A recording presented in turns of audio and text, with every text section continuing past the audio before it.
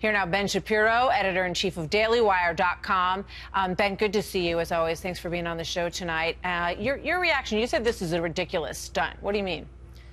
Well, I mean, it's a ridiculous stunt in the sense that if Congress wants to change the law right now to allow illegal immigrant detainees to stay with their children, they could theoretically do that. The Democrats are not moving to do that. Here is the real issue. The issue is that under American law, the Ninth Circuit Court of Appeals has said this, when illegal immigrants enter the country with illegal immigrant children, those children are not allowed to be kept in custody longer than 20 days. They must be referred out of the system to some sort of other guardian figure. Well, what that means is that these kids are going to be, by law, separated from their parents when their illegal immigrant parents cross the border. Democrats' response to this has been to say that Trump is the one who is forcibly separating these kids from their parents. But in reality, what Democrats mean by that is that what they would like to see is a mass attempt by the Trump administration not to actually enforce immigration law at all. So their answer is, instead of just releasing these kids and keeping the parents, let's release everybody. Let's release the kids. Let's release the parents. Let's release everybody. When in reality, if you actually want to enforce immigration law and you want to keep the kids with their parents, you theoretically could actually make a legal fix for that sort of thing. Yeah, I mean, it's a great point, because if you do go through the congressional process and you try to change this, you're going to sort of run headlong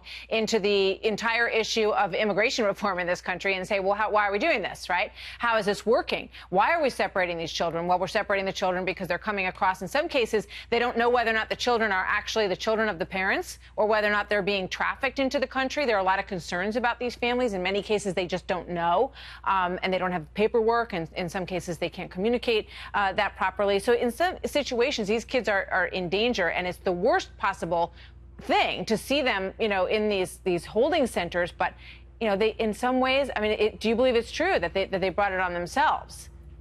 Well, I mean, I don't think that the kids brought it on themselves, obviously, no, I mean, but I think that when the parents come across the border knowing what the status of the law is, yeah. I mean, if the status of the law is what the status of the law is, then I'm not sure why that changes based on the President of the United States and his administration enforcing the law. Again, I would like to see these kids stay with the parents, but the easiest way to do that is to change the law to allow the kids to stay with the parents or for the parents not to come illegally in the first place.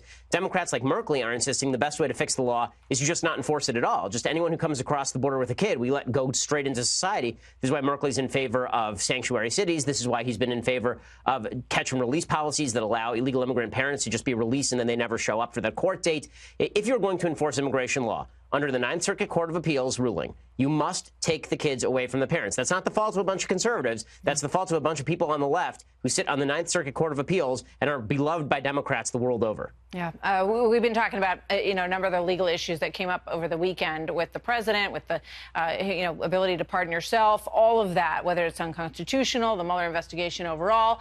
And, sort of lost in that little shuffle was one tweet from the president saying, oh, it's day 500 of my presidency. And that really could have been, sort of the marquee moment of the day. But, because of all these other tweets, we're not necessarily talking about it. But I'm curious what you think on day 500. How do you think he's doing? I mean, he's governed more conservatively than I certainly could have imagined. He's the most conservative president of my lifetime through his first 500 days. So in terms of policy, I'm extraordinarily happy with President Trump. In terms of his rhetoric, I mean, you said what you said about the Twitter. I mean, the Twitter is what the Twitter is, and President Trump's rhetoric is what President Trump's rhetoric is. I think we have a lot of areas to be grateful for in terms of policy. I wish the president could keep his rhetorical habits a little bit more under control, and then we could all appreciate the winning. And the Philadelphia Eagles decided they decided not to go to the White House, and the president says, they don't like my policy. What do you think about that?